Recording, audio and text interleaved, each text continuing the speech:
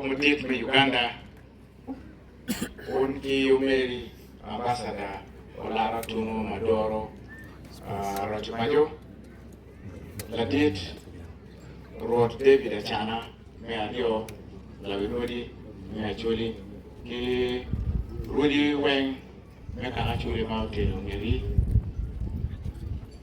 Lutela, Maki Yera, member of the parliament, chairperson with Kobe, Beach, Matikan, councillors, Lutit Pagamente, Mabat, Weng Matikan, Lutera, Didi, Bishop Ochola, Girota, Didi Mukena Pat, and Weng Matikan, Mabadi. Gamto, Megu, Okelo Matikan, Kigang Weng, Tini, Kirikwaini, Kigang Weng Matikan, Lutera with Mun Matikan, Jero, Kiki, Kano, Pira, Ki Luremu, Ken Weng Matikan, Pat. Muremu Unuba, Otini,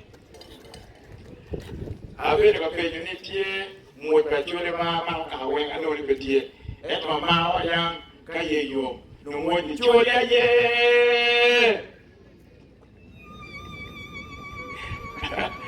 Apoio que tira meno, apoio matéria que fala, cara, a minha que levou o Dr. Mona, Kenneth, Machado aqui, da uma coisa de perder, ganho que comentie, a ideia para o one, o pidão na cana corri, e teso e com um cujane, do ganho aqui, ideia para o Yagago, e com carne, aqui, Matiu, Machado, Ministro Matiri, Mador, Lo, e com Kumalo, Uganda, Mamono, Duma, ni Northern Uganda Rehabilitation. Ati Nyampara, Maholo, com Kumalo, Uganda, Nyampara, Paladit, President 7. Kama Tiye, West Nile, Aluwa, Kyomoket Tiye, Choli, Tiye Lao, Tiye Bugisu, Tiye Sebei, Tiye Bukedi, Tiye Palisa, Musiagi, and Wing, Tiye Area Man, Adoro, Kamoketi, Tiye Programs, Tiye Tiye Officer, Makachake, Abidoro, Kunwe, Tiye Bunyoro, Tiye Teso, Tiye Wakaramoja, Ki Usoga. Aya Yomfal, maybe Kachel Kwedu, Din, Igang Eni, Mo Kwero Kede, Kare, Kipo, Ladip, Lieutenant General, Basilio, Okelo, Lara, Mobido, Lawimon, Mobido, Lawewobe, Moti Matek, Uganda. I'm going to afford to tell the human, the Tino, Kimego Igang Eni, Mayo, Machalo, Tingatini. And Pamela Basilo Kiwan, at a bit of which you can marry Timoy. And you met a wing and a bit with a meal, need a bit of a meal. Upon the Margament of our token, Miss Mukibina Gorne, I don't want to do Madame Mahdi, will be. You know, channel, I think it was called Nairobi by Night. That's the music they play all and all through when they announced the fall of government. But then you want at the end of it, I'm out of Kutuba.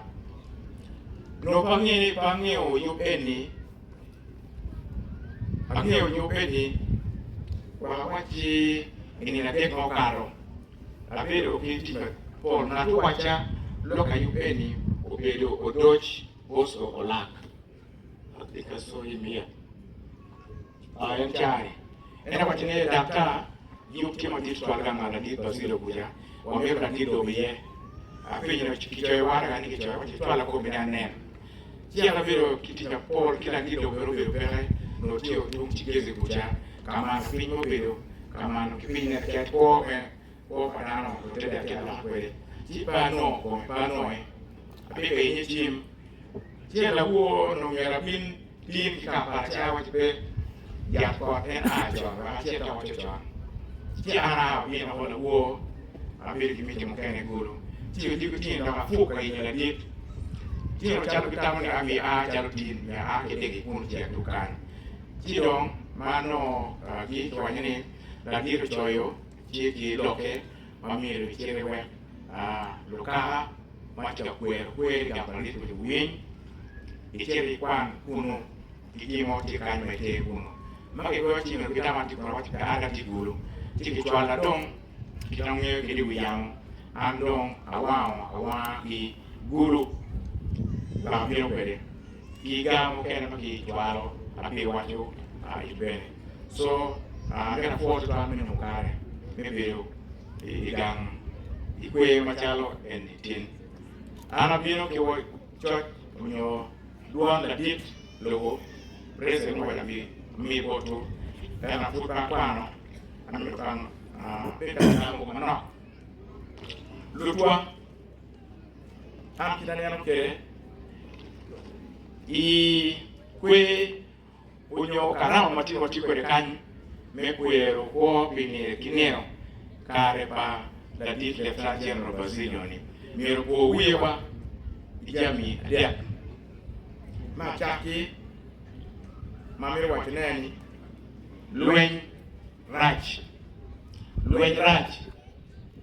kene no gam ko basilio ko pedi kaya no lwen pepe ila kada dani ni inena neno kede ana kama ni miro be pati kimo nene ko pedi ni kila neno kweli unyo kicharo kikiko basilio be pedi ko winani charo eni numero be pa numero nena pa ko pedi so lwen rach ana pedi lwen wane lwen wa weni wa umigi wa lwen be dong ame duona tie bot wan we Uganda kan wen am tena neno kere yo makiro ko Uganda kan lukel ko makiro pere Uganda kan o bero kidana yo me achiel lutela na yera nyomo keno chime kere machime ko kengi gine no motel dano be nyo kina mono wakati keni they also can lead people properly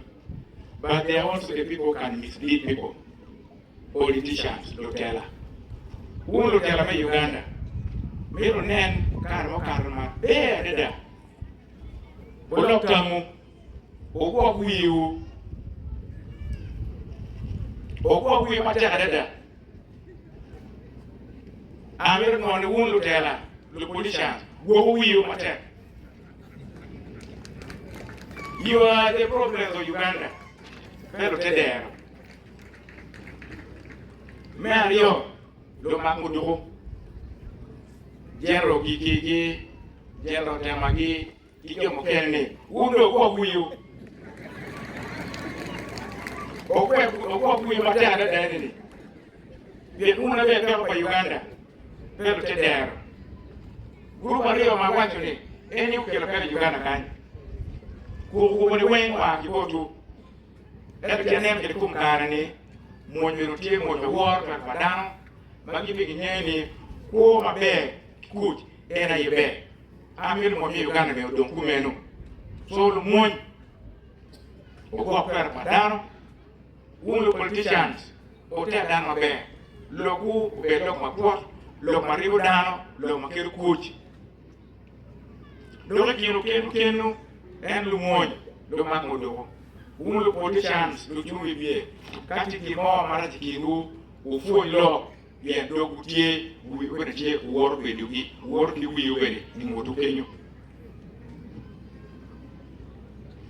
It is because of this lack of conversation, lack of dialogue, that has thrown Uganda into this long bitter past that we are talking about here. So we need a Uganda that is now stable. We have had enough. We have had a long and bitter history. I don't think anybody is interested in that again. I have personally experienced war. I have personally been in war myself. In the years I've lived, I have also made a contribution in fighting injustice.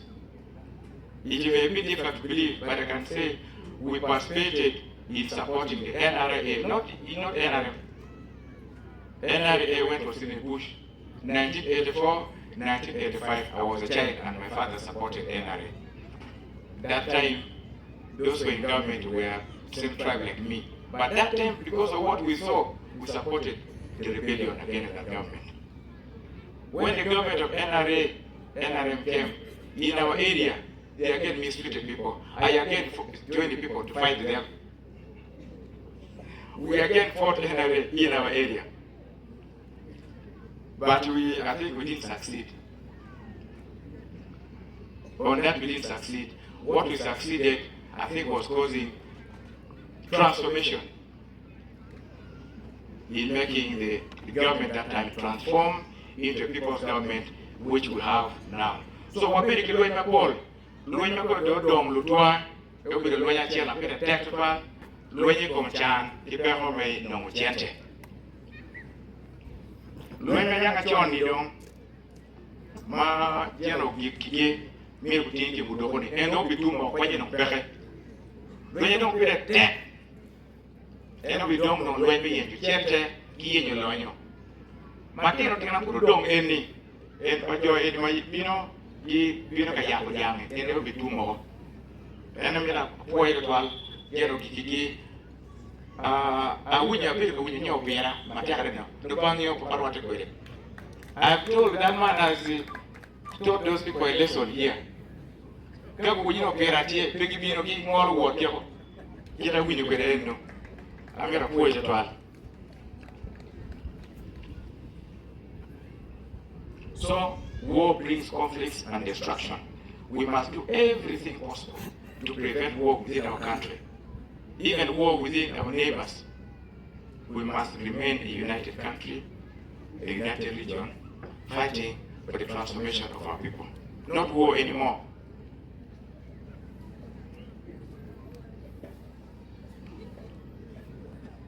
So, that is why anything that may happen here to cause war, please, we don't want to hear about it. And I'm happy General Gigizia, Kano Pira, please do your best to ensure that those people don't continue coming here to disorganize the population here. The little resources they are building, the little wealth they're having now, should grow, should not be distorted. We will give you all the support to ensure that you stop that from happening. And you also want to follow them up to where they're coming from, also to transform them so that they cease to continue practicing that habit.